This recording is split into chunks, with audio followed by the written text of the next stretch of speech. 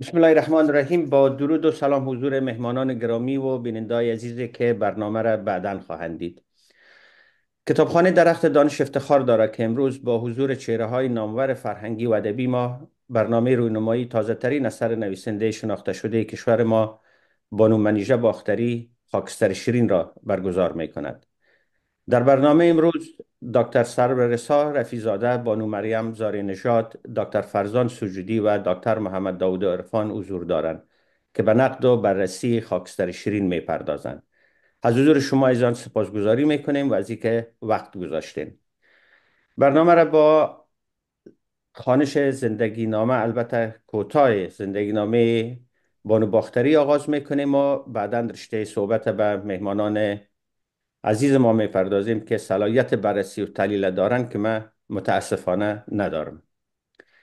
منیژه باختری در شهر کابل زاده شده است. از لیسه عالی ملالای فارغ شد و از دانشکده ژورنالیسم دانشگاه کابل سند لیسانس و از دانشکده ادبیات دانشگاه کابل سند ماستری را به دست آورده است. ایشان چند سال بیست استاد در دانشکده ژورنالیسم دانشگاه کابل تدریس کرده است. منیژه باختری مدیر مسئول فصلنامه ادبی پرنیان بود و از او دهها مقاله پژوهشی در رسانه‌های افغانستان چاپ شده است.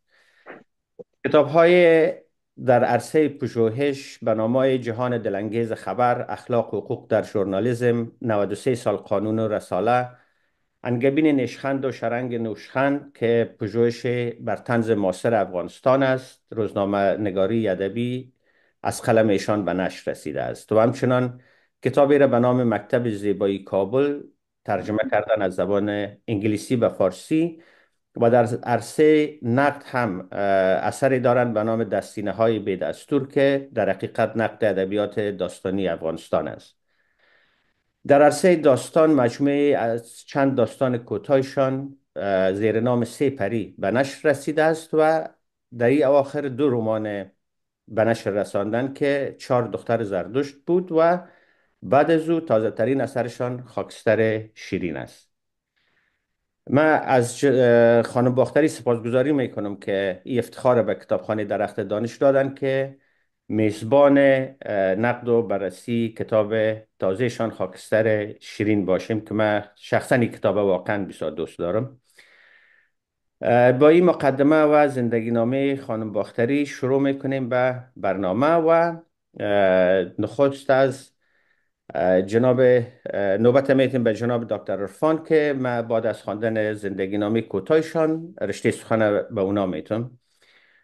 جناب دکتر محمد داود عرفان در ولسوالی شیبکوی ولایت فراه در افغانستان به دنیا آمده است. ایشان دوره کارشناسی را در رشته حقوق علوم سیاسی از دانشگاه ایرات، سپس کارشناسی ارشد خود در رشته علوم سیاسی از دانشگاه پیام نور و همچنان دکترای خود در علوم سیاسی از دانشگاه فردوسی به دست آورده است. جناب عرفان در کنار تدریس در نهادهای مختلف تحصیلی در افغانستان به پژوهش‌های علمی پرداخته و مدت سردبیر مجله به سوی عدالت، عضو هیئت تحریر هفته‌نامه محور ملی و مدیر مسئول گروه رسانه‌ای گزاره و سایت پارسیبان بود. استاد عرفان بیش از 30 مقاله علمی و پژوهشی در عرصه‌های مختلف تاریخی، سیاسی، ادبی و فلسفی نگاشته و اشعار خود را در مجموعه‌های چرا باران نمیبارد، یک دسته سوال، دلهره‌های رنگی، بغض جان سیومی و ما بچهای قبیله گرد آورده است. جناب عرفان امیدوار هستم کوتاهی نکرده باشم در معرفی، گرچه یک رساله میشد نام خود از کارکردهای ادبی و فرهنگیتان. بر حالت من چکیدهش گرفتم. رشته سخن به شما میتیم و یک بار دیگه از میمانان عزیزی که تشریف آوردن ابراز سپاس میکنیم و خوش آمدید میکنیم از بانو فرامرز، جناب مجیدی، عطار، دکتر شیر و جناب هوتکی. دکتر صاحب عرفان بفرمایید. قبل از اینکه شروع بکنم میخواستم ببینم چند دقیقه وقت داریم که تنظیم بکنم وقته. معذرت میخوایم، حد اکثر 12 دقیقه وقت داریم جناب دکتر. حداقل 2 دقیقه قبل از اتمام ما خبر بدیم که بله، امی وظیفه اه، ناخوشایند به عهده ما است. بله. عرض سلام دارم خدمت شما جناب آقای پروانی، خدمت فرهیختگان بزرگواری که در اینجا حضور دارند، خانم دکتر سررسا رفیزاده، جناب دکتر سجودی، جناب آقای ابراهیمی، و مهمانان دیگری اگر حضور دارن و احتمالاً من فراموش کردم، خدمت همه عرض سلام دارم و اجازه میخوایم چند دقیقه در خدمت شما باشم. من قبلا کتاب چهار دختر زرتشت هم حالا نقد که نمیشه گفت، ولی خب متنی نوشته بودم بر اون کتاب. کتابی بود که من تقریبا 3 ماه با او درگیر بودم، حالا از مباحث گوناگون. خانم باختری عزیز محبت کردن، کتاب دوم هم به ما پوست کردن در آلمان و مدتی هم با گرفتاری ها و مشکلاتی که زندگی مهاجرت داره 1 ماهی هم با این کتاب خوب گرفته بودیم، استفاده کردیم. میخوایم قبل از اینکه صحبت بکنم به یک نکته روشن بکنم که الزاما هر نقدی به معنی درستی و صحت آن نقد نیست. خب زاویه دیدی است یا دیدگاهی است که یک فرد از خوانش یک متن به دست میده و شاید درست باشه، شاید هم درست نباشه. کما این که همین موضوع درست و درست نبودن در نقد هم خیلی مورد بحث هست. حالا میتونه از یک دیدگاه خوب باشه، از یک دیدگاه بهتر باشه که طور دیگه باشه. که تو اولین بحثی که در مورد کتاب خاکستر شیرین برای ما وجود داره اینه که من فکر میکنم که خاکستر شیرین جلد دوم کتاب چهار از زرتشت هست. یعنی من انتظار دارم با یک فضای جدید، با یک بحث جدید از خانم باختری روبرو بشم، بدونم که بحث همان بحث هست، حتی شخصیت ها هم همانها هستند به نوعی.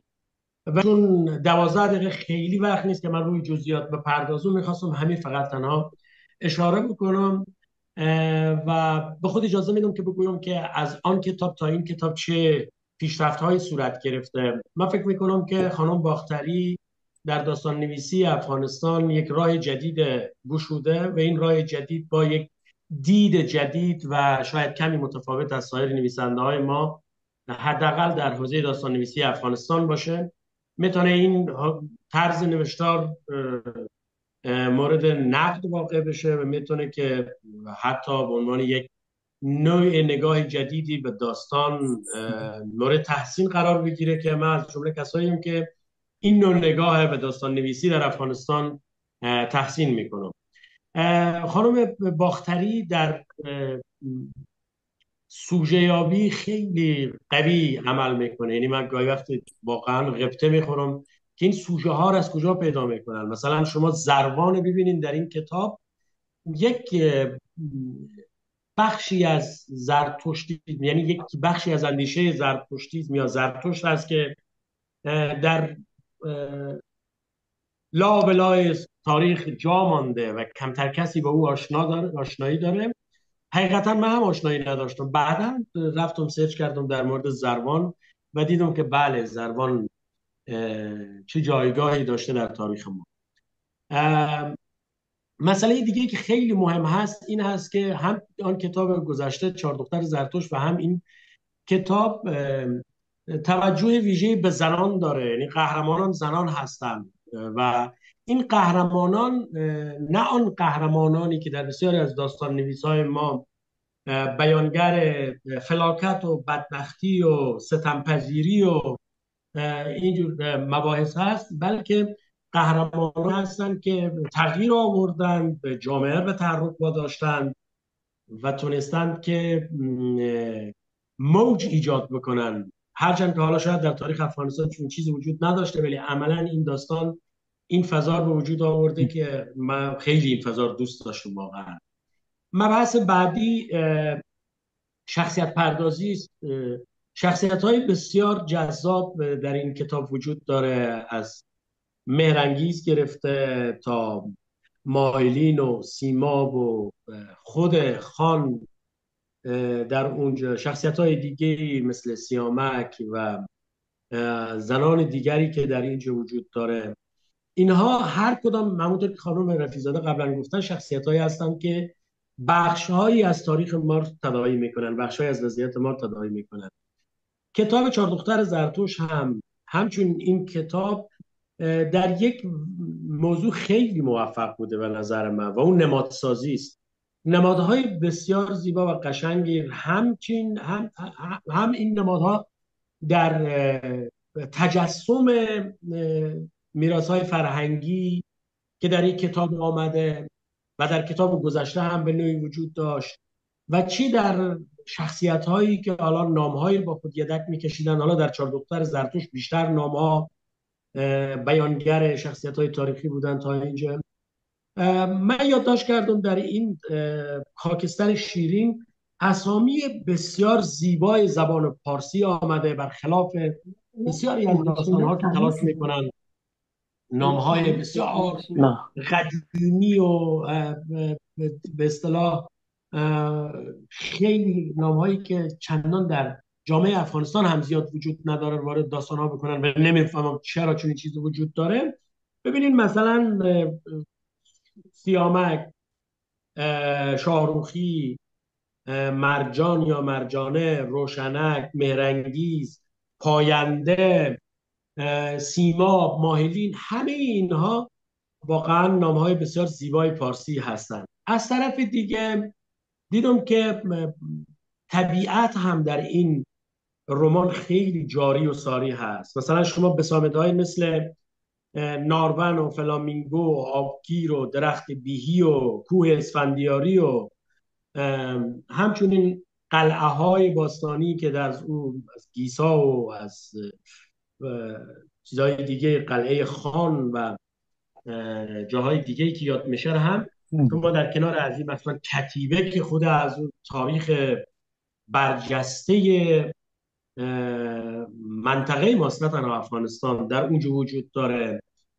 نقش هنر و فرهنگ مخصوصا مجسمه سازی و نقاشی به عنوان هنرهای تاریخی ما در اینجا بسیار برجسته هست و قلم شیوا و بسیار روان خانم باختری که خب میراثبر بسیار نیکو و به جای استاد باختری است در این کتاب، از نکات بسیار بسیار قوی این کتاب وجود داره. در مورد ویراستاری هم بگویم که یکی دو جا اشتباهات ویراستاری صورت گرفته که این اشتباهات الزاما اشتباهات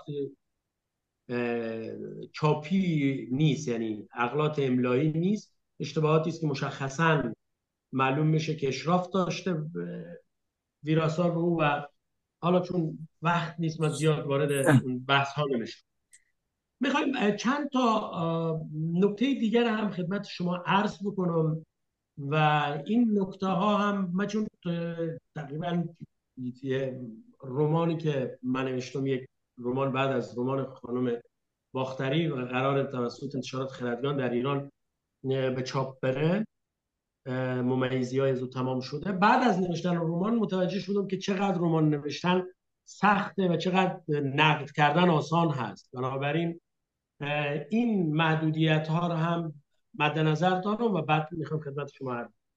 ببینیم اگر ما از یک بحث ساده کوتاه، چون وقت بسیار کمه و من دقیقا فکر میکردم نیم ساعت هست به خاطر خیلی یادداشت‌های زیادی در اینجا داشتم، اگر ما فقط بیایم عناصر داستان مد نظر قرار بدیم، یعنی از گره افکنی صحبت بکنیم، کشمکش، تعلیق، بحران، نقطه اوج و گره گشایی که حالا بیشتر عناصر داستان همینا رو میگن، اگر از همینا بحث بکنیم این داستان یک سری بحث های واقعا داره دیگه، یعنی به عنوان نقد میشه به اونا وارد کرد.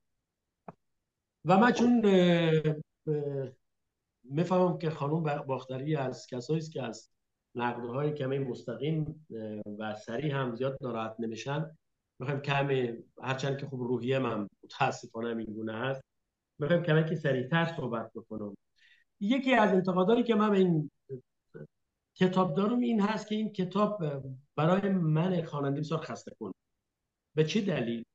به این دلیل که تعلیقه هایی که میتونه یک مخاطب در یک جا بگذاره و اون منتظر بگذاره که به اون تعلیق برسه زیاد در این کتاب وجود نداره، جز خودش شیرین و خاکستر از اون که ما تا آخر دنبال از اون میگردیم.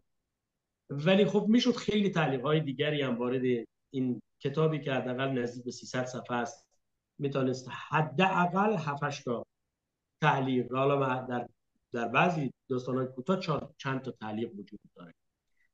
کشمکش هرچند که وجود داره بین دو جامعه، یعنی هم جامعه زروان و هم میلی، و هم بین شخصیت ها از فرماندار گرفته تا مردم، از خان گرفته تا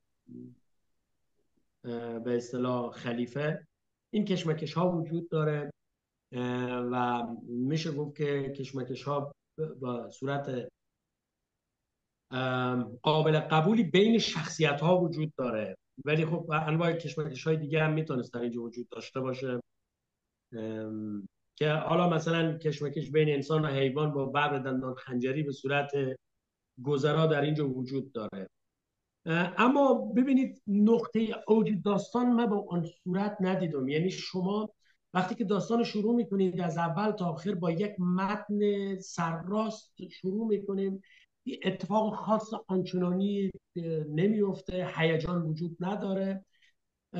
نهایتا وسط داستان یک خودکشی صورت میگیره که این خودکشی کمی سوال ایجاد میکنه و بعدا هم میبینیم که سرنوشت داستان به نوعی مشخص میشه. و از این لحاظ من فکر میکنم که داستان میتونست حتی چند تا نقطه اوج داشته باشه، ولی اگر یک نقطه اوج پرداخته میشد، یعنی ما نباید بگذاریم که مخاطب خسته بشه از خواندن و یا حتی ورق بزنی ببینی که بعداً چیزایی وجود داره، چی مباحث جدید امکان داره به وجود بیایه. این نقد در کتاب چهار دختر زرتوش هم به نظر من وجود داشت و کمی فکر میکنم روی این موضوع باید کار بیشتر صورت میگیره. اما خب مثلا از گره‌گشایی‌ها، مثلا یکی از گره‌گشایی‌هایی که من دوست داشتم که خیلی خوب صورت بگیره که نگرفته بود، بحث خود خاکستر شیرین هست. یعنی شیرین به عنوان یک زنی که آمده در اونجا به کتاب مقدس دست زده و دوباره به خاکستر تبدیل شده و اینها، شاید حالا بشه به نوعی توجیه کرد بر اساس گفتمان دینی که در افغانستان وجود داره که چی چیزی میتونه ایجاد بکنه در افتادن با سنت در افغانستان و با دین در افغانستان.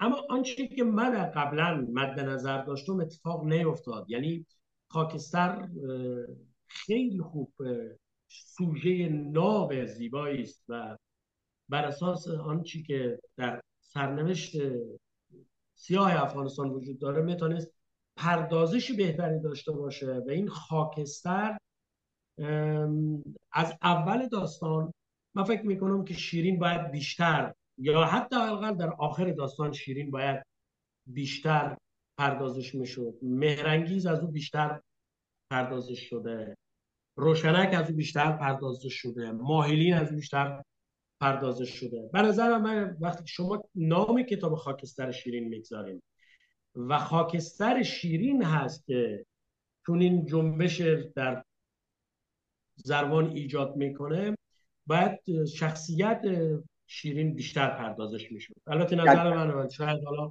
از جنبه های دیگه نویسنده خواسته که از وجه دیگری به داستان بنگره و بخواه همان گونه که تاریخ ما خیلی شخصیت های زنانه تاریخ ما گم هستن، خیلی جز نامی از آنها نمانده، شیرین هم این گونه باشه. ولی خب نظر من اینه که پردازش جناب بیشتری. بله، 1 دقیقه دیگه. 1 دقیقه دیگه دارم. خب بحث های زیادی میمانه در این بحث، ولی خب در اون 1 دقیقه من خدمت شما خلاصه میکنم که کتاب با تمام بحث هایی که در رو وجود داره انگیزه بخش هست، مخصوصا رسالت زنانه‌ای که حالا از قبل احتمالاً در ذهن نویسنده بوده، خیلی خوب آمده، تاریخ بسیار بررسی شده، خیلی مباحث خوبی وجود داشته. من در نقد قبلی که نوشته بودم گفته بودم که خانم باختری خیلی به گفتگو علاقه نداره، یعنی این شخصیت‌ها زیاد گفتگو نمی‌کنن. در این کتاب هم گفتگوهای آنچنانی صورت نگرفته، کمی بهتر شده. در کتاب قبلی خیلی دانشگاهی نوشته شده بود متون. در این کتاب هم هرچند که بهتر شده ولی هنوز هم یک متن دانشگاهی باز جلوی شماست. یعنی شما فکر می‌کنید یک نفر یک متن جامعه شناسی یا علوم سیاسی یا نمی‌فهمم روزنامه نگاری نوشته تا یک متن ادبی داستانی. حالا ادبی منظور من خیلی با آن شعریت بر نمیگرده، یک متن ادبی، یک زبان ادبی میخوای که یک چون من خودم با پژوهش علمی و آکادمیک سر کار دارم، میفهمم که شما زبان ادبی شما الزاما نباید آن زبان نوشتار تحقیقی شما باشه، که هرچند که از اون کتاب قبلی فاصله گرفته ولی هنوز هم من فکر میکنم میشه که بهتر در موضوع کار بشه. و یک سری جاهایی هم من فکر میکنم که مثلا غلوهای خوبی صورت گرفته بود که نیاز هست، مثلا غلو در سنگسار و فروش زنان اینا غلو هست، ولی خب وقتی که ما میخوایم فاجعه نشان بدیم غلو نیکویی است و غلو احسنی است. به نظر من کار خوبی هم بوده که صورت بگیری. یک نکته کوتاه دیگر هم آخرین بار میخوام صحبت بکنم که یاد من نره، اول باید میگفتم، این بود که من واقعا نتونستم تشخیص بدم این اون کتاب دیگه که بالاخره کتاب خاکستر شیرین از منظر نظریه های ادبی یا سبک های ادبی، مثلا این کتاب یک کتاب رئاله یا اینکه مثلا بر اساس رئالیسم جادویی نوشته شده. خب شخصیتی مثل مایلین کاملا کتاب میبره وارد رئالیسم جادویی میکنه. حتی دو تا جامعه که در کنار هم قرار گرفته، نمادسازی های غیر واقعی، اینها کتاب برده به اون سمت. اما گاهی وقتی اینقدر با رئال نزدیک میشه که از جنگ اوکراین هم صحبت میشه در این کتاب، که سرباز میگه کاش ما میفرستادن به جنگ اوکراین و فلان جا یا این و آن. و این دوگانگی من فکر میکنم که باید یک رقم حل بشه. نمیشه که از دید من البته خیلی خوب نیست که آدم دو تا سبک به هم بیامیزه، آنچه که از درون از او بیرون میاد باز نمیتونه به نظر برسه. به هر ترتیب من فکر میکنم گام بسیار ارزنده‌ای بوده خانم باختری برداشته، نگاه جدیدی به داستان نویسی ما انداخته. و یک انتقاد دیگه هم که من دارم که بسیار عجله میکنه خانم منیژه باختری، و کتاب در 4 ماه نوشته، فکر کنم حالا در 1 سال یا کمتر. فکر میکنم کمی بیشتر باید صبورتر باشن تا متون بهتری به دست بیایه. سوژه های بسیار ناب و قشنگ زیبایی با شخصیت های فوق العاده خوبی انتخاب میکنن، اما خب در این روند داستان یک سری مباحث باید بیشتر روی بکنه. ممنون شما که تحمل کردیم و 12 دقیقه فکر میکنم کم بود، نمیشه که همه چیز دارم. بر ترتیب ممنون شما جناب آقای پروانی، امیدوارم که لطف میکنین، سخنان تشکر. جسته و گریخته و پراکنده من تونسته باشه بخشی از داستان کمک. با سپاس از دکتر سیبرفان. از بانو مریم زاری نژاد دعوت میکنم که نوبت سخن به دست بگیرن. کوتاه معرفیشان میکنم. بانو مریم زاری نژاد در ونکوور زندگی میکنن. لیسانس خود در رشته ادبیات فارسی و حسابداری گرفتن. ایشان سال است که در مجلات هفتگی کانادا قلم میزنه و در ایران هم در سالهای بیشتر قبل در مجلای مربوط به کودک و نوجوانان نوشته خود به نشر رسانیده است. 2 کتاب از ایشان به نشر رسیده است تا به حال که یکیش در زمینه طنز است و دیگری هم داستان کودک. بانوزاری نژاد در پالوی کارهای نوشتاری 2 تا کانال تلگرامی هم دارند که در یکیش نوشتهای خود دیگران صوتی میسازن میخوانن و همچنان یک کانال مدیتیشن هم دارن که من دیدم و بسیار جالب و ضمناً مفید است. تشکر از اینکه شرکت دارین جناب زاری نژاد و وقت گذاشتین. مایک در اختیار شما، بفرمایید. خواهش میکنم. منم سلام عرض میکنم خدمت همه. توی پوستر اشتباه هم به من این لقب دکتر داده بودن، خیلی ممنون، ولی من به هر حال دکتر نیستم، دکترا ندارم یعنی. اشتباه از ما بوده، معذرت خواهش میکنم. میکنم، اختیار ده. من فقط خواستم که روشن کنم، چون وقت خیلی کوتاهه. من 1 دقیقه میخوام در اصل یه پاراگراف از کتابو بخونم از فصل آخر و بعد در حد خیلی کوتاه صحبتمو خدمتتون عرض میکنم. دختران در حالی که با انسجام خواهرانه دستان همدیگر را محکم گرفته بودند، با آهستگی قدم برمی داشتند و کوشش داشتند بر زمین نیفتند و دود خفهشان نکند و همچنان سرود می‌خواندند. مهناز در حالی که به سرعت می‌دوید قادر شد تا به نیمه‌های بالایی تپه بلند شود، اما تفنگداری که با سرعت دنبالش می‌دوید قادر شد تا از موهایش بگیرد و از همان کمر تپه به پایین پرتابش کند. همین تیکهش رو من میخواستم، یعنی آقای دکتر عرفان اولش یه نقدی کردن و تکرار اینو دونستن. همین صحنه بارها و بارها همین الان در افغانستان، در ایران و در جاهای زیادی از این کره خاکی داره تکرار میشه. پس اگر میگن گوش اگر گوش تو و ناله اگر ناله ماست، آنچه البته به جایی نرسد فریاد است. و اگر که این کتاب هم یه مقدار در به قول معروف پیرو کتاب قبلی خانم باختری همچنان روح زنانه داره و شخصیتاش زن هستن، من احساس کردم که خیلی بجاست. حالا نه اینکه چون خودم زن هستم، به خاطری که ظلمی که هنوز میبینم در حال به قول معروف تکراره. از خوبی های کتاب که گفتن و من فقط میخوام به چند تا نکته دیگر رو اشاره کنم. راجع به ترکیب باورهای تاریخی، اسطوره‌ای و عناصر جادویی که ایشون تلفیقی که از این درست کردن و به جذابیت کتاب بسیار افزوده، من این قسمتش رو بسیار دوست می‌دارم. و اینکه گفتم تعلیق توی کتاب کم بوده. من تمام از اول کتاب وقتی که خانوارز شروع کردن اون کتیبه رو نوشتن، من تمام مدت نگران بودم که ببینم این کتیبه چی میشه. علاوه بر این که خاکستر شیرین هم یکی از تعلیقای مهم بود و یکی دو تا تعلیق دیگه، ولی خیلی برام مهم بود چون دیده بودم که چطور اسطوره‌های باستانی و تاریخی افغانستان نابود شده. برام جذاب بود که ببینم این کتیبه‌ای که نه تو آب میشه انداخت نه منفجر شد چه اتفاقی براش افتاد. و دیدم که باز دشمن و همون نیلی ها دور تا دورش رو آهن کشیدن که باز دیده نشه. ولی واقعیت اینه که اون از بین نرفت و بود، حالا فقط یه مدتی دورش یه حاله ای کشیده شده بود. و این برای من بسیار جذاب بود که چطور تاریخ و اسطوره و باستان باقی میمونه برای ماها. و من خیلی این قسمتش رو دوست داشتم. نکته دیگه هستش، چون تاریخ افغانستان الان در حال حاضر بیشتر با جنگ و لغاتی مثل طالبان و جنگ و فرار و مهاجرت الان بیشتر آغشته شده.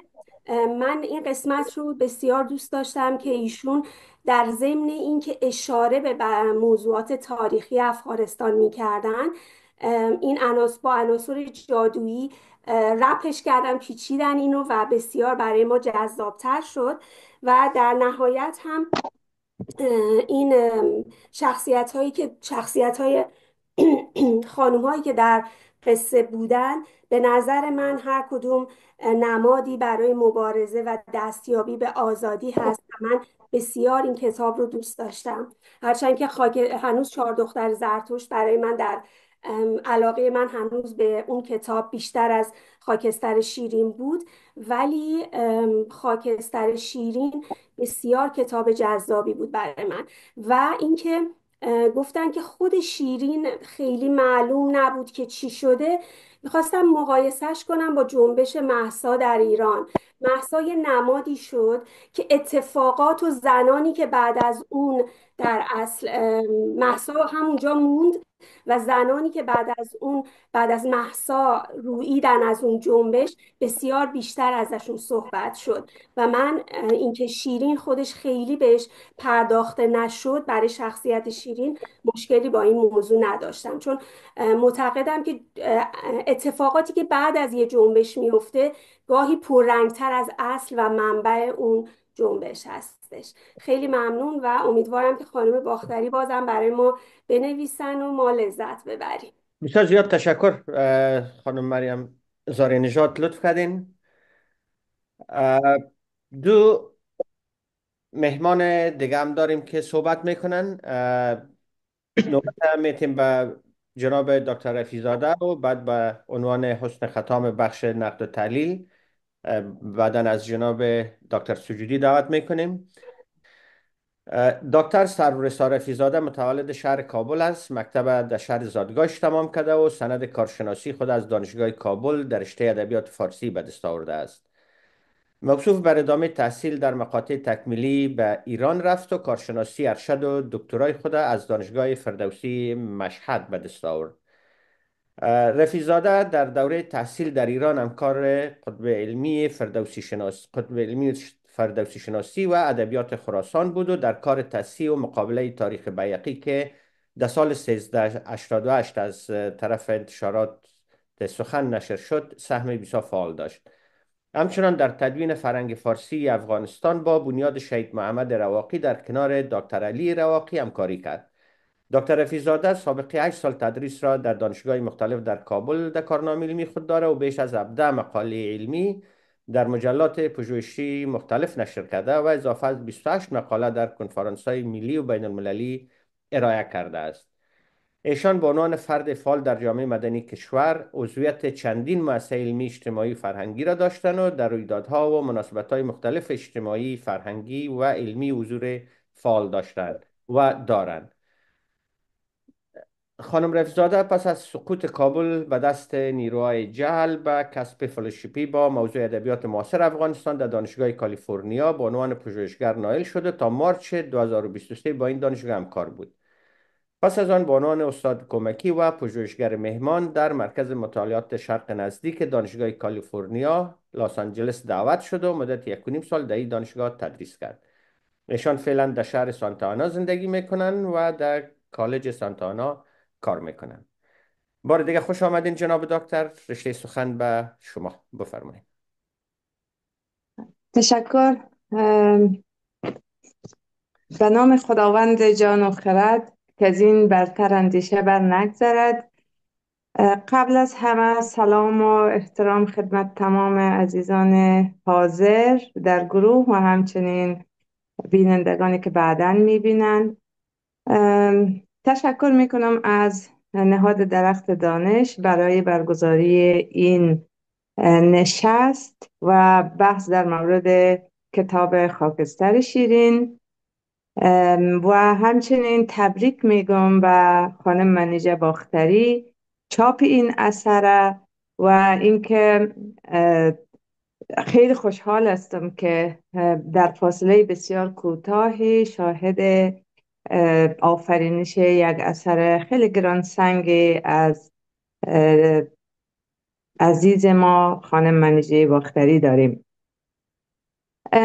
من در مورد خاکستر شیرین زمانی که شروع به خواندن کردم احساس میکردم خیلی این کتاب به زبان نمادین نوشته شده و نشانه ها صریح نیستند، ولی هر قدر که پیشتر رفتم دیدم نشانه ها صریح تر شدن و من خیلی ارتباط برقرار کردم با تک تک حوادثی که در داستان اتفاق می افتاد و با شخصیت ها هرچی بیشتر آشنا می شدم به همون اندازه می دیدم یا هر قدر پیشتر می رفتم چهره ها و شخصیت ها برام آشناتر بود و انگار که تجربه زیسته خودم هم بود.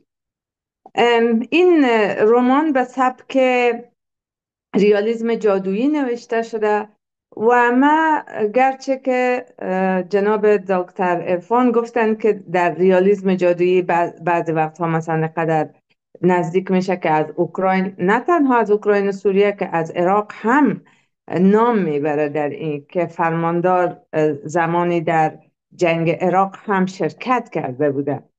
این نشانه های صریح به نظر من در ریالیسم جادویی جا داره، چون ما در ریالیسم جادویی همونطور که از اسمش پیداست هم ریالیسم هست و هم جادویی. بیشتر ریالیسم جادویی در فضای اتفاق میفته یا در مکان اتفاق میفته که واقعی هست، ولی خانم منیژه باختری مکانها را از مکانهای استعاری استفاده کردن، ولی از زروان که به عنوان قدیمی ترین بخش تاریخی این سرزمین یا این منطقه فرهنگی به عنوان یک نماد از او استفاده کرده، این خیلی هوشمندانه هست. و از طرف دیگه نشانه های دیگه هم از قبیل اتفاقاتی که میفته و حوادثی که در داستان هست، همه اینها به نحو یک در هم آمیختگی تاریخی، فرهنگی و همه اینها را در ضمن که با خود داره، همچنین روایتگر حکایت سقوط یک جامعه و فروپاشی یک جامعه است که در حال شکل گرفتن بود، با پشتوانه خیلی محکم تاریخی، ولی متاسفانه این جامعه یا این بهتر بگویم جمهوری سقوط میکنه. من بعضی از نشانه هایی را که در اینجا مثلا میبینم، خیلی با آنکه هیچ وقت نام از جاهای مشخصی نمیبره، مکانها در اینجا بیشتر ناکجایند، شبیه آنچه که در چهار دختر زردشت بود. ولی اینجا که میایم میبینیم سرزمین زروان، ما در حقیقت میتونم نمادی بگیرم یا بگویم که تداعیگر افغانستان یا تداعیگر سرزمین ما در ذهن من خواننده نوعی افغانستان هست و شاید نویسندگان دیگه برداشت های متفاوتی از این داشته باشند. ولی اینجا شخصیت های هم هستند که هر کدام از این شخصیت ها نمادی در جامعه ما داره. مثلا ما وقت خلیفه رو میبینیم، خلیفه یا همین خلیفه که فعلا ما داریم در افغانستان خیلی باش همخوانی داره. نیلی و ده پایین که با همدیگه یک اتحاد دارن، خیلی با جنوب که ده پایین هست با جنوب ارتباط داره، و ده بالا که با شمال کشور ارتباط داره، یعنی تداعی میکنه در ذهن. زروان هم همون جغرافیای تاریخی فرهنگی هست و شخصیت ها هم همینطور، مثل فرماندار که بیشتر نیروهای بیگانه ای که آمدن و حالا ادعای مالکیت دارن و میخوان هرچی به خصوص گنجی که طلای مریخی باشه او را بهش چشم دارن. و پیلوت کسی که خیلی دور نمیبینه و خیلی خوشبین تر نسبت به اوضاع، نسبت به این که عمیق تر بیندیشه و بعدن هم که ناگزیر میشه مهاجرت کنه و فکر میکنه خیلی میفهمه، در حالی که پاینده یک شخصیتی هست که خیلی بهتر درک میکنه اوضاع را، هرچند که جوان هست ولی درکش بیشتر و بهتر و عمیق‌تر هست و نماد از مقاومت هست. مثلا ازمرای یا زمرای هم که در آخر ناتوان از کنش میشه و در حقیقت لالمانی میگیره و همین کسانی که الان ماندن در آن سرزمین و یارای صحبت کردن یا گپ زدن ندارن، به هر دلیلی، به دلیل سرکوب و هر چیزی. مهرنگیز که اون نماد زنانی هست یا نیروی آگاهی که زنان از او استفاده میکنن و یکی از به اون مهرنگیز نماد او و نیروی که با آگاهی و علم و زن یک جا میشه و چنین تأثیرگذاری را در جامعه ایجاد میکنه. و همینطور روشنک که زنانی که چقدر یا دخترانی که در حال تحصیل هستند و تشنه دانش هستند. سیامک نماد مبارزه و مقاومت و ایستادگی در برابر زورگویی های بیگانگان هست که قربانی میشه. و نصیب هم که جنگ سالار قبلی و خود یک زن ستیز سنتی هست که بعداً بهش میپردازیم کنش هایش. و دکتر سیفی از اون لابی های که ما به اونا نکتایی پوش میگفتیم در زمان که لابیگری میکردن برای نیروهای جهل و شاهروخی هم کسانی که عافیت طلب بودن و در نتیجه هم بالاخره برمیگردن به کنج عافیت خود، و یا نورزیا که نمادی از کسانی که بیشتر عملگرا هستند و باز همون هم به مهاجرت می اندیشند که از سرزمین جنگ و خطر برن به سمت امن.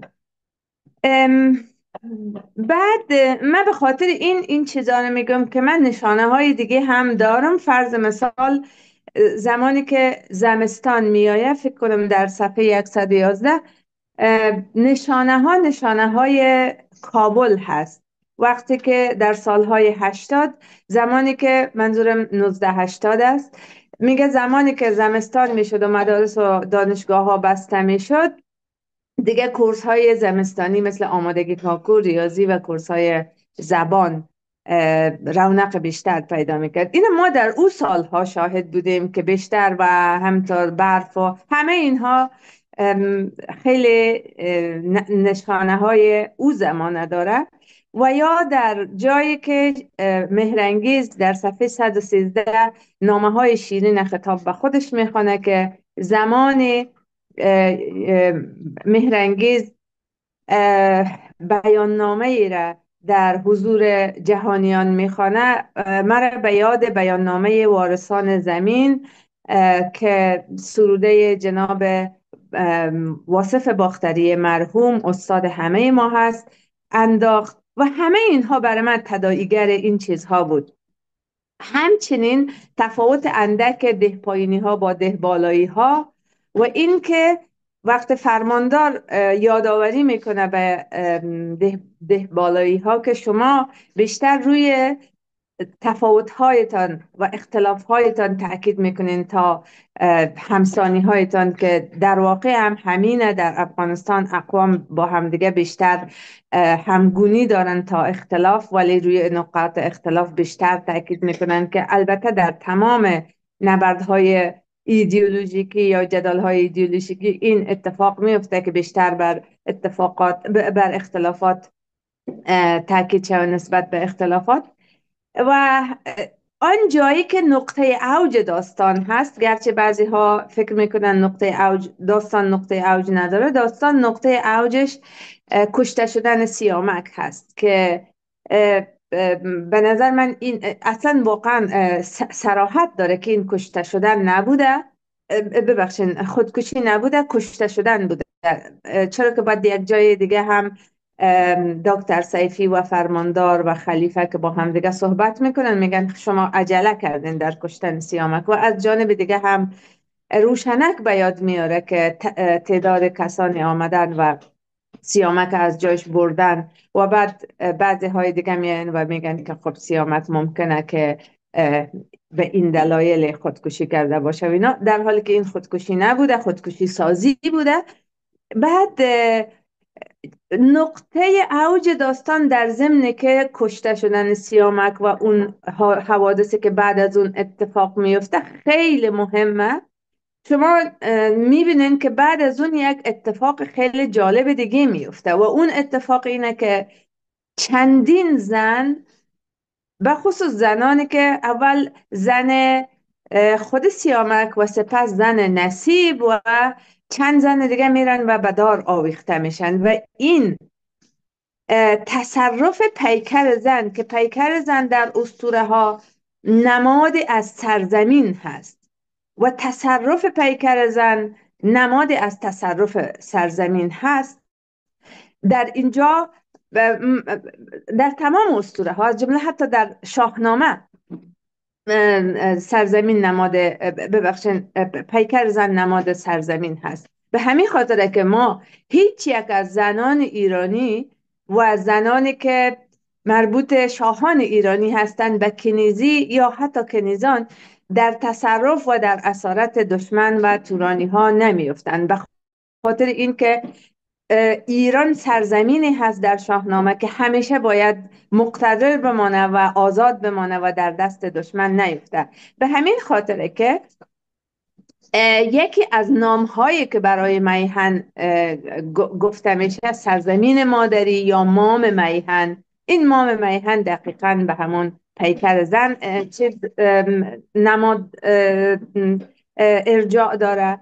و از طرف دیگه در افغانستان همیشه پیکر زن و موضوع زن عرصه جدال های ایدئولوژیکی میان قدرت های متخاصم بوده، به خصوص در همین 40-50 سالی که من به یاد میارم یا 40 سالی که من به یاد میارم همیشه این اتفاق افتاده و این اتفاق بوده. بنابراین من این نشانه ها را نشانه های صریحی میبینم. چقدر وقت دارم جناب پروانی صاحب؟ بسیار معذرت میخوام قطع کردم، هیچ دلم نمیخواست قطع بکنم، اما 3 دقیقه دیگه. خیلی خوب، من کوشش میکنم در این 3 دقیقه جمع کنم نشانه ها که خیلی صریح بودن.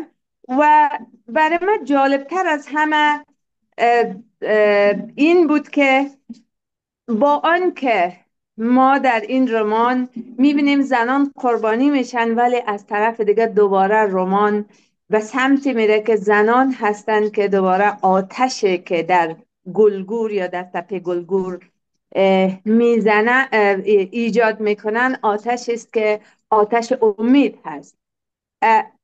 هرچند عاقبت یا پایان کار که با مقاومت دختران مهرنگیز، روشنک و پاینده با برافروزی آتش تپه گلگور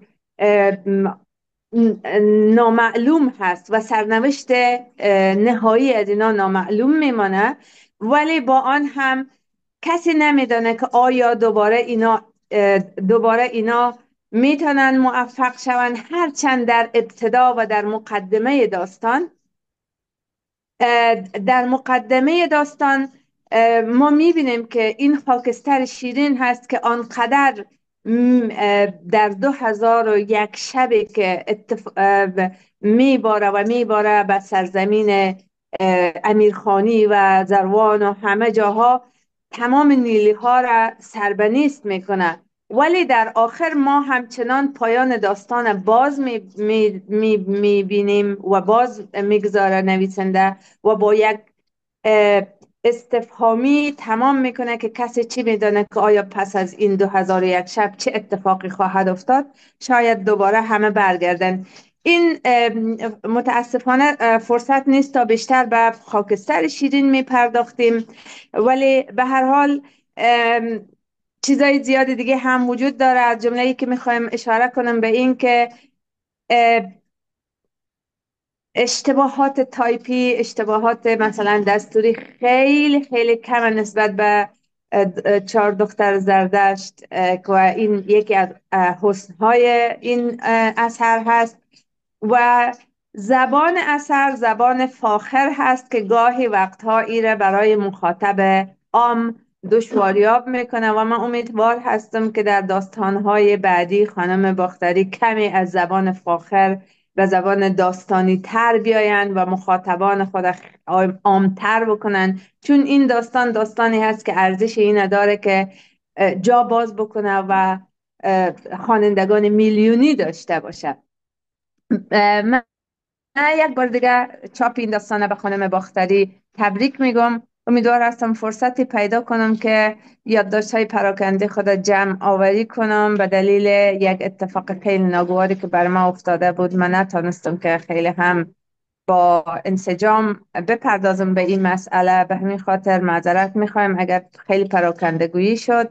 تشکر میکنم یک بار دیگه از درخت دانش و خیلی ممنون که به حرفای من گوش دادین. از همه سپاسگزارم.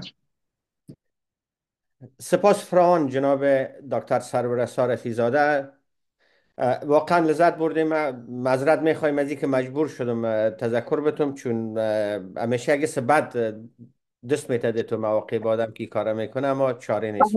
معذرت میخوایم. خواهش میکنم شما. میریم طرف بخش آخر نقد و تحلیل برنامه و جناب دکتر فرزان سجودی را نوبت میتیم دیگه صحبت بکنن. دکتر فرزان سجودی در 21 اگست 1961 در شهرستان گلپایگان در ایران زاده شدند. تحصیلات دوره کارشناسی خود در ادبیات انگلیسی و دوره کارشناسی ارشد و دکترای خود در زبانشناسی گذرانده است جناب دکتر. ایشان استاد پیشین درس‌های نقد، نظریه ادبی، نشان شناسی و زبانشناسی در دانشگاه هنر تهران بوده و پس از 25 سال تدریس با درجه استاد تمامی از تدریس در دانشگاه کنار گذاشته شد. از او کتاب‌ها، مقالات و ترجمه‌های متعددی در زمینه‌های مباحث نظری در علوم انسانی از جمله نشان شناسی انتقادی، نقد ادبی، مطالعات انتقادی هنر، مطالعات فرهنگی و نقد فیلم منتشر شده است. در 2 سال گذشته با بخش آسیا پژوهی در دانشگاه UBC یا یونیورسیتی آف بریتیش کلمبیا در برگزاری دوره‌های جانبی مطالعات انتقادی ادبیات همکاری داشته است. دکتر سجودی همکار افتخاری دانشکده زبان و ادبیات دانشگاه آنلاین افغانستان روشن نیز است. من شخصا افتخار از ایراد دارم که از صحبت‌ها و مشوره‌های جناب استاد همیشه فیض ببرم و ایشان مایه فیض میدانم و از شخصیت‌های اثرگذار ادبی و فرهنگی نه تنها در جامعه ما در ونکوور بریتیش کلمبیا که درس بزرگ زبان فارسی. جناب دکتر سجودی بفرمایید.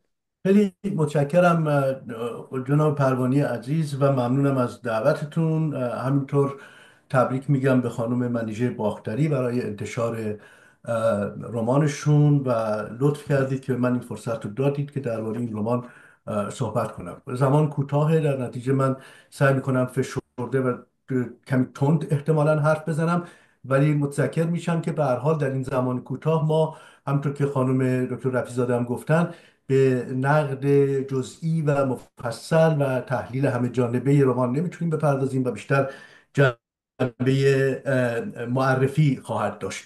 اولین نکته‌ای که میخوام بگم اینه که به عنوان یک خواننده ادبیات از خواندن این رمان، یعنی اون تأثیر اولیه بر من، از خواندن این رمان بسیار لذت بردم. اصلا برای من خسته کننده نبود. من در 3 روز پیاپی تقریبا روزی 100 صفحه از این رمان رو با شوق بسیار خواندم و خواندنش تأثیر بسیار لذت بخشی بر من گذاشت. دومین نکته که برام مهمه که اینجا بهش اشاره بکنم قبل از ورود به بحث رمان اینه که در رمان بارها و بارها کلمه تاریخ تکرار میشه و همونطور که خودتون میدونید زربان خدای زمان است در واقع در آیین مجدایی و اساساً نام این سرزمین به معنای زمان است و گذر زمان در واقع، و در این رمان هم زمان و تاریخ عناصر مهمی هستن و بارها درباره‌شون حرف زده میشه، درباره گذشته، این تعلقی که زربانی ها به گذشته باستانی خودشون دارن. این فرصت رو من میخوام استفاده کنم و یه تفاوت جدی بگم که در تاریخ نویسی و در رمان نویسی هر دو از روایت استفاده میشه، یعنی هم تاریخ نویسی از روایتگری بهره میگیره و هم رمان نویسی از روایتگری بهره میگیره. اما یک تفاوت اساسی بین این دو هست که حتما به خصوص وقتی درباره رمانی حرف میزنیم که مسئله تاریخ درش مهمه و مسئله زمان و گذر زمان مهمه، باید به این تفاوت جدی توجه بکنیم. اینه که تاریخ و تاریخ نگاری برای دادن اطلاعات به ماست. حالا درباره درستی یا غلطی یا سوگیرانه بودن اون اطلاعات به ایدئولوژیک بودن نه الان اصلا کاری ندارم، ولی هدف تاریخ نگاری دادن اطلاعات به ماست. اما در رمان ما با رمان در زمان زندگی میکنیم. یعنی کاری که 3 روزی که بر من اتفاق افتاد اینه که من 3 روز از جهانی که درش خودم زندگی میکردم خارج شدم و در جهان این رمان با اشخاص این رمان زیستم. زیستن در زمان در جهان رمان با شیوه تاریخ که تولید اطلاعات درباره بازه‌های زمانی است متفاوته و اینجاست که ادبیات را از تاریخ متمایز میکنه. و به نظر من این رمان در ایجاد حس زیستن در جهانی دیگر، یعنی جهان رمان، زیستن با قهرمانان و رخدادهای این جهان بسیار موفق عمل کرده. این نکته اولی بود که میخواستم بگم. نکته دوم این که باز از نقاط مثبت و جذاب این رمان به اعتقاد من اینه که ما در این رمان شبکه‌ای از کشمکش ها داریم. یعنی رمان شتاب زده نوشته نشده که مثلا به هیجان زده، که یک کشمکش جدی و اصلی که خیلی هم میتونست جذاب باشه، یعنی هیجانی باشه، بین نیلی ها به مثابه نیروهای افراطگری دینی و بدون اینکه نامی برده بشه مثلا طالبان یا داعش، و از سوی دیگه زربانی ها به مثابه جامعه ای که کم و بیش رنگ و روی فرهیختگی بیشتری در سطوح متفاوت داری، ولی سرانجام اون گسل های درونیش پاشیده میشه و مثلا بحران هاش برون ریخته میشه. بجای که تو اون سطح باقی بمونه و کار رمان همینه. ما این روزا متاسفانه اغلب آثار داستانی که رمان منتشر میشن بیشتر داستان بلندن تا اون رمان به مفهوم کلاسیک کلمه در واقع، و شخصیت پردازی و گسترش و بست جهان رمان در زمانهای متفاوت، در دوره ها و در حوزه ها و شخصیت ها و خانواده ها و کشمکش ها و تاریخ های متفاوت. اه، کشمکش در این رمان در سطوح و لایه های متفاوت اتفاق میفته. از یک کشمکش اصلی بین ده پایین و ده بالا و نیلی ها و زروانی ها، تا کشمکش در سطوح و لایه های دیگه، از کلان تا خرد، تا حتی کشمکش هایی که در درون یک خانه، بین زن یک خانه و شوهرش، بین دختر یک خانه و پدرش و غیره. یعنی ما، و اینه که رمان رو به پیش میبره. رمان بدون کشمکش فقط توصیف جهانه. اینه که ما دائما در معرض کشمکش از کلان تا خرد هستیم، و مهم اینه که کشمکش های خرد این رمان، یعنی حتی کشمکش بین مهرنگیز و خان، کشمکش بین زن ضابط و شوهرش و اینا، خود این کشمکش های خرد به طریقی بازتاب کشمکش کلانی هستند که در واقع جامعه رو دچار بحران کرده. یعنی بازتاب نوعی سنتگرایی و عمل به سنت از افراطی ترین شکلش نزد خلیفه و نیلی ها، تا حتی خردترین شکلش در کشمکش بین خان و شیرین، یا خان و مهرنگیز. تو سطوح متفاوت این کشمکش داره خودش رو نشون میده و در واقع بحران جامعه رو میسازه، و بعد بحث برون رفت یا چگونگی برون رفت از این بحران به وجود میاد. پس نکته مثبت دیگه خلاصه بکنم اینه که کشمکش ها همونطور که از یک رمان به معنای واقعی کلمه انتظار میره، در سطوح و لایه‌های متفاوت اتفاق میفته، گسترش پیدا میکنه و شبکه‌ای رشد پیدا میکنه حول یک کشمکش اصلی که شاید کشمکش پایبندی به سنت از افراطی ترین شکل تا شکل ملایم ترش، مثلا آنچه که در خان بارزخان میبینیم. در نتیجه این گفتمانهای مثل بحرانزا در افغانستان و در کل اون منطقه، در ایران، در عراق، در سوریه و اینها، این این گفتمانها در سطوح مختلف عمل میکنند و مثلا داستان رو به پیش میبرند. نکته سوم، همینطور حالا یک دو سه میگم، هر کدوم از اینها میتونه بخشی از یک مفصلی از یک مقاله باشه.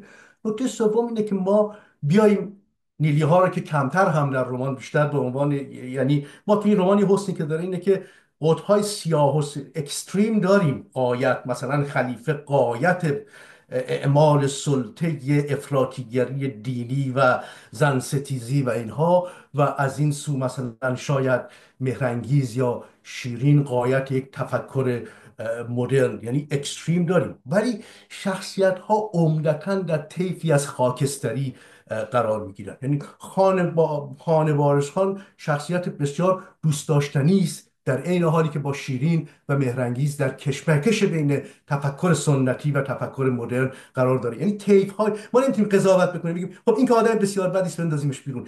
طیف های خاکستری داریم. مثلا پیلوت جان محمد به خصوص در اوایل رمان به نظر شما یک جور وطن پرست جذاب میاد، ولی کم کم میبینید که او زن ستیز است. یعنی این طیف ها در جهان واقعی هم همینطوره. ما آدم ها همه در طیف هایی از خاکستری قرار داریم. اما نکته اصلی که در زروان مطرحه و در بین زروانی ها مطرحه و از طیف روشنفکر و خارج تحصیل کردهشون، سیامک و شاهروخی و مهرنگیز و اینها، و حتی اون بچه های و شیرین که خب استاد دانشگاه هست و اینها، و بعد نسل بعدی روشنک و اینها، تا خود خان بارزخان، در واقع نوعی تعلق و هویت یابی از تاریخ باستان یا نوعی باستان هویت یابی به واسطه باستان گرایی است. به عبارت دیگه خب همه درباره کتیبه و آنچه که اونها با عشق و علاقه درباره هویت باستانیشون در مقابل نیلی ها یا دیگران میگن در کتاب خوندید و میدونید. من اینجا یک دو نکته رو میخوام یادآوری بکنم و به نظر من با ظرافت این نکات در کتاب آمده، هرچند میتوانست این کشمکش به اصطلاح جلوه بارزتری داشته باشه. اینکه ما وقتی که درباره گذشته حرف میزنیم، به نظر من قبلا در مقاله بحث مفصل کردم در سخنرانی در دانشگاه دهلی، ما سه رویکرد میتونیم به گذشته داشته باشیم. ما یکی میتونیم گذشته رو ستایش بکنیم. در واقع به نظر من بخشی از رویکرد زرانی ها ستایش گذشته است. ستایش گذشته بحرانی که به وجود میاره اینه که گذشته را منجمد میکنه.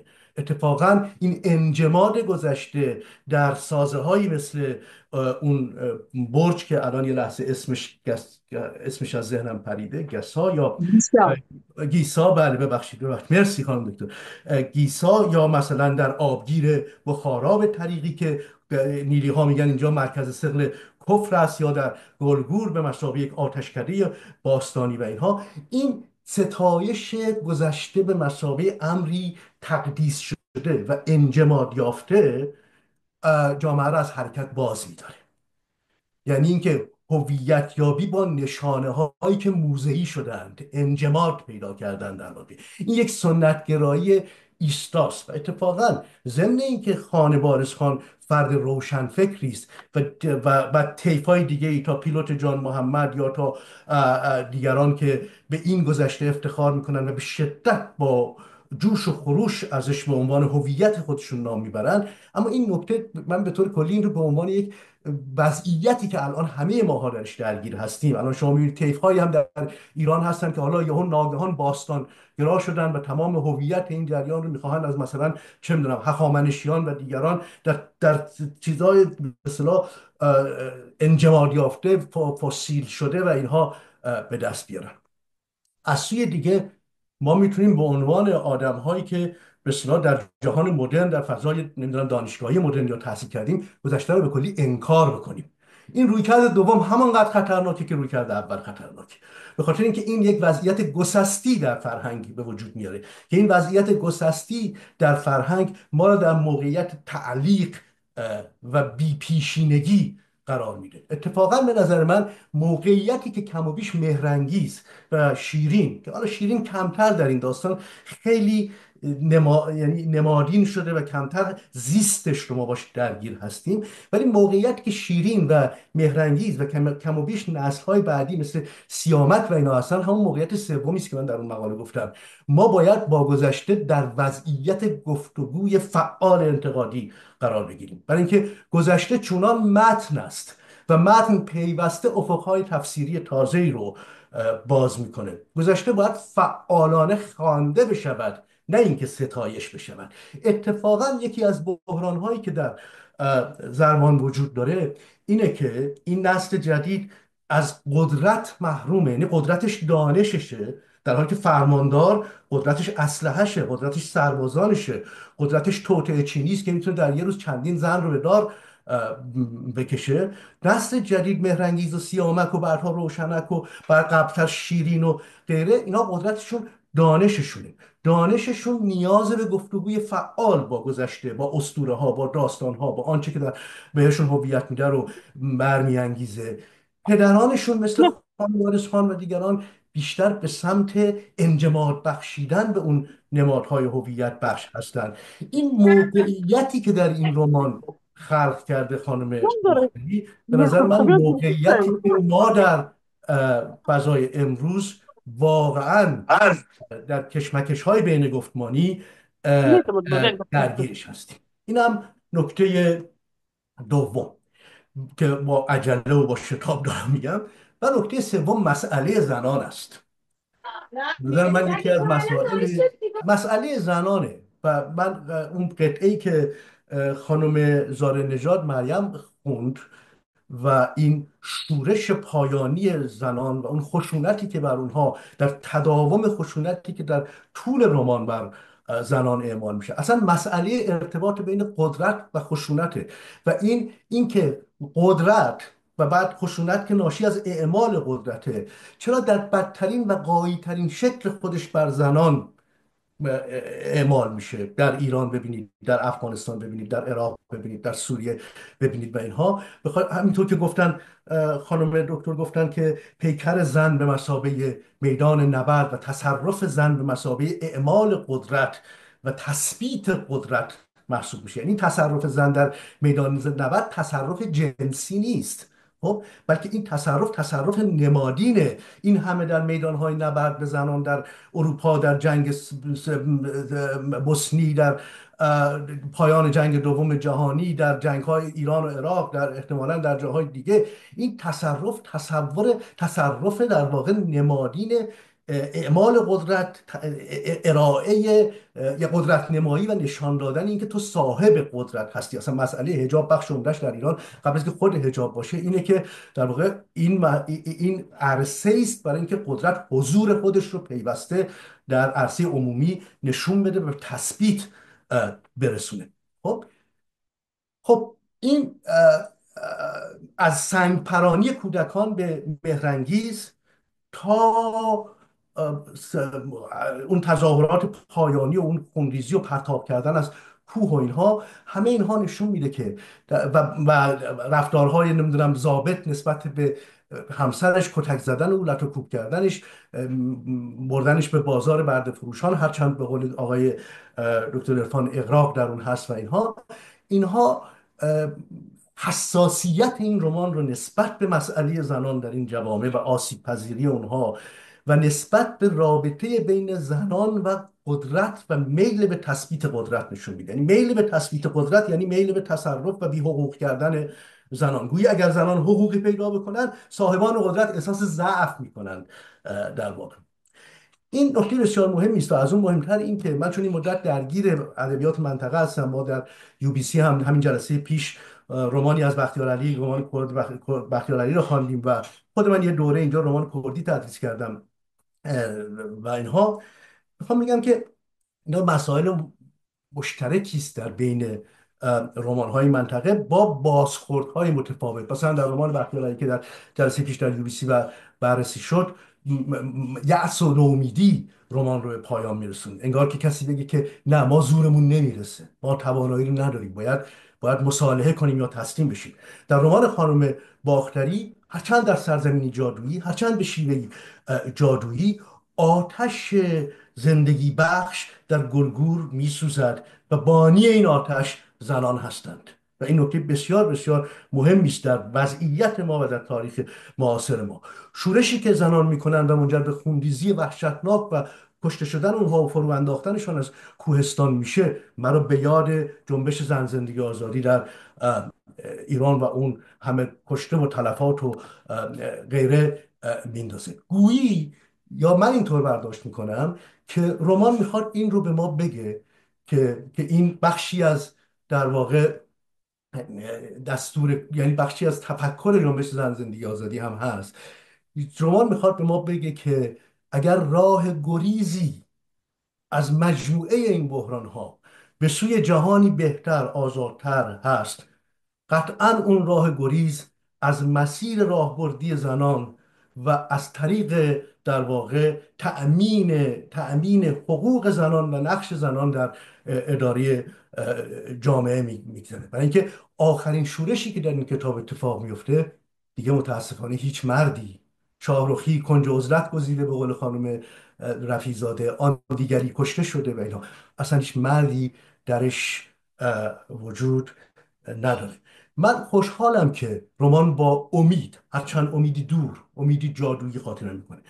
برای من ماهلین و سیماب شخصیت‌های بسیار مهمی هستند. فرصت نشد دربارشون حرف بزنم، برای اینکه مجموعه این کشمکش‌ها کماکان به نظر من خانم باختری گوشه چشمی هم به نظام فئودالی و نظام ارباب و رعیتی و جایگاه رعیت در این نظام، رعیت وفادار در این نظام داره و این خیلی خوبه که این موقعیت رو برای ماهلین و سیماب در این رمان ایجاد کرده و حتی نشون میده که چطور ارباب کم و بیش متفکر و روشنفکر عملا زندگی این دو در اون خانه به طریقی تباه شده که این محصول نظام فئودالی و ارباب رعیتی است. حرفام رو با رئالیسم جادویی خاتمه میدم. من برخلاف آقای دکتر عرفان معتقدم که رئالیسم جادویی به معنای داستانی نیست که درش اصلا هیچ اثری از رئالیسم وجود نداره.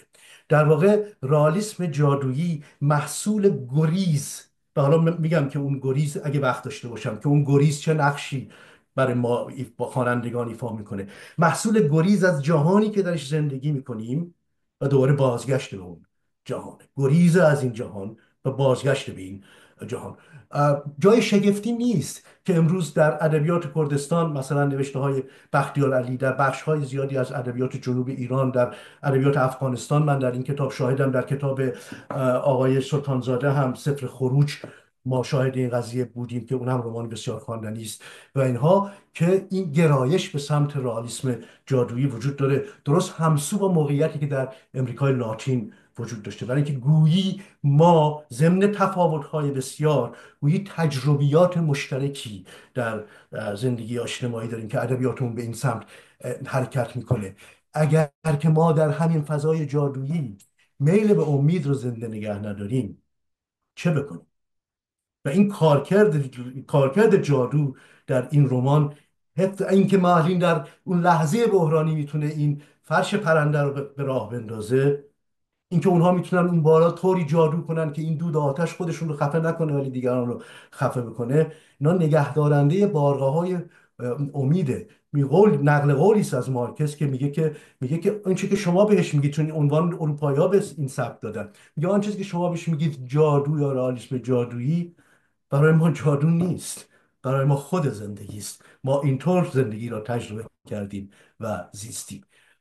بازم سپاسگزارم از شما. امیدوارم بتونم منم اینها رو جمع جور بکنم و در قالب یه مقاله کم ریزبینانه تر و تفصیلی تر منتشر شد. یک جهان سپاس جناب دکتر، فیض بردیم، لذت بردیم و همچنان از صحبت‌های همه بزرگوارایی که در صحبت‌ها حضور داشتن، از صحبت‌های دکتر سرور رسا رفیع‌زاده، بانو مریم زاری نژاد، جناب دکتر سجودی و جناب دکتر عرفان، بسیار لطف کردین وقت گذاشتین. و کم کم به پایان برنامه به بخش پایانی برنامه نزدیک میشیم. فقط میگم به عنوان یک خواننده کتاب، نه کارشناس اینا که خیلی خیلی از مدعی عرصه نقد و اینا دور است، من از خواندن اردو کتاب بانو منیژه باختری، چی 4 دختر زردشت و خاکستر شیرین بود، نه تنها لذت بردم که ذهنا درگیر شدم با این کتاب ها و با تمام نشانه ها و نمادهایی که در کتاب وجود داشت. به خاطر از اینکه ما معمولا یعنی ما کمتر کتاب داستانی را در افغانستان، البته وای را که ما خواندیم تا این حد ذهن ما را درگیر کرده بود، حتی یعنی واقعا بنان من یک پدیده میدانم در عرصه داستان نویسی کشور ما و خصوص در افغانستان. برحالت و سپاسگزار هستم از خانم منیژه باختری بازم که فرصت برای کتابخانه درخت دانش دادن که بتانیم رونمایی کنیم از این کتاب، از این اثر بسیار بدی. و حال سخن رشته شب دست خود خانم باختری میتیم که در مورد گپای دوستا و ضمن کتاب و هر گفتنی که داشته باشند صحبت بکنن.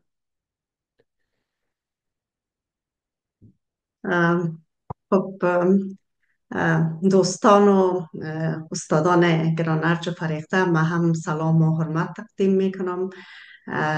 راستش بخواین من تصور نمی کردم که من هم صحبت داشته باشم، اما حالا که فرصت فراهم شده میخوایم پیش از هر چیز دیگه از کتابخانه درخت دانش و جناب استاد پروانی به خاطر برگزاری نشست صمیمانه سپاسگزاری کنم و میطور از تمام دوستان بزرگوار جناب دکتر سجودی، جناب دکتر داود عرفان، جناب دکتر سرور رسا رفیع‌زاده و بانو مریم زاری نژاد تشکر میکنم. واقعا ما راستش بپرسین آنقدر تحت تاثیر صحبت های شما قرار گرفتیم که میل از قلب ما میزنه و واقعا یک افتخار خیلی خیلی بزرگی بر ما بود. بر یک نویسنده هیچ پاداش بزرگتر از این نیست که کتابش خوانده شود و ای که تحلیل چنین زیبا و عالی و هنرمندانه و دانشمندانه از اون داده شود.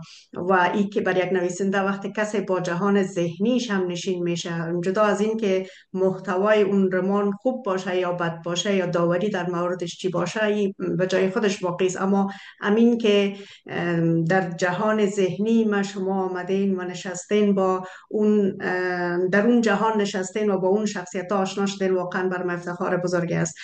خب ما شخصا به این باور هستم که یک نویسنده نباید اثر خود توضیح بده، به خاطر از اینکه ادبیات ریاضی نیست که از یک فرمول همسان پیروی کنه و بگوییم که این معنا درست است و آن یکی غلط است. هر خواننده با پیش زمینه ها و تجربه ها و ذهنیت خودش در یک متن وارد میشه و یک تفسیر ویژه خود داره و این در واقع تنوع خوانش نقطه قوت ادبیات است، نه ضعف آن.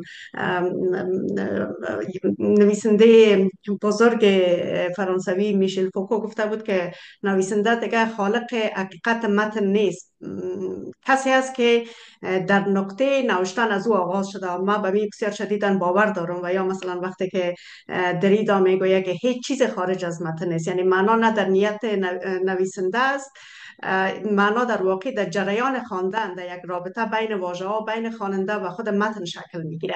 و ما به باور ما ادبیات هم فرم است و هم محتوا. و خب گاه فرم خودش محتوا است، یعنی همین فرمی را که ما انتخاب کردیم در واقع این خودش یک بیانیه است. و برحال جهان زینی نویسنده ممکن است که روشن و بی پیرایه باشه یا مبهم و تاریک و در هم باشه، اما بر صورت هر چیزی که نوشته میشه چیزی است که از درون یک انسان برمیخیزه و یک ممکن است یک بیانیه سیاسی باشه یا یک منافست اخلاقی باشه یا یک نوع شهادت باشه، یک گواهی شخصی در برابر زندگی، در برابر انسان و هستی. و خب ادبیات برای ما یک تلاش است برای ثبت آنچه که میگذرد، مخصوصا آنچه که در سالهای اخیر در افغانستان میگذره. و جناب دکتر سجودی یک گفته خیلی خوبی از مارکیز را اینجا نقل قول کردن که آنچه اون می نوشت و در دنیای بیرون از امریکای لاتین به عنوان جادو و یا آنچه که معمول نیست و نامتعارف است نامیده میشد، برای امریکایی های لاتین اون زندگی روزمرهشان بود و اون زندگی روزمره امروزشان همچنان است. به می دلیل هم است که مکتب ریالیسم جادویی در امریکای لاتین که در واقع اونا پسا استعمار تجربه میکنن به وجود آمده و چنین چیزی در افغانستان هم اتفاق افتاده. و ما در این مکتب یا در این سبک نوشتن خیلی خیلی خود راحت تر احساس میکنم. و حتی اون بخش هایی که احتمالاً غلو به نظر میرسه، به نظر ما واقعیت های خیلی ریانی است که چی در افغانستان، در ایران و یا در منطقه ما اتفاق میفته، یعنی هیچ گونه مبالغه در اون مسئله وجود نداره. یا مثلا وقتی که ما در کتاب جایی که احتمالاً واقعی دانسته نشه، در واقع این خوب اگر کسی تاریخ افغانستان خوب میدانه و مخصوصا این رویدادهای امروز بررسی و تحلیل میکنه، در واقع میبینن که حتی اون چینی هایی که به دنبال معادن در افغانستان هستن، این هیچ جادویی در این وجود نداره، هیچ غلوی وجود نداره. این در واقع یک حقیقت برهنه را ما اونجا بیان کردیم. به هر حال من خیلی خیلی واقعا خوشحال هستم، افتخار میکنم از این که آنچه من گفتم شما دانستید و این افتخار خیلی بزرگی بر من است و واقعا خیلی قدر میدانم. و در این حال با این خبر میخوایم که صحبتهای خود را تمام کنم که من همین اکنون در حال نوشتن رمان دیگه هستم که بالا رویش کار میکنم، احتمالاً تا اخیر سال آماده خواندن باشم. ممنون شما و روز شما بخیر. بسیار زیاد تشکر خانم باختری. چشم برای کتاب جدیدتان هستیم و احتمالا اگه دوستان مایل باشن. ما اول معذرت میخوایم که وقت بسیار محدود نه، خب محدود ساختیم و به خاطر زیقی وقت و ای که بالاخره برنامه در یوتیوب اینا نشر میشه و از حوصله به اصطلاح دیدن بیننده بیرون نره. ما میتونم 5 دقیقه دیگه برای مهمانای دیگه که زحمت کشیدن حضور پیدا کردن اختصاص بتونم اگر کس دیگه صحبت میکنه و رأس ساعت 10 برنامه را به پایان میبریم.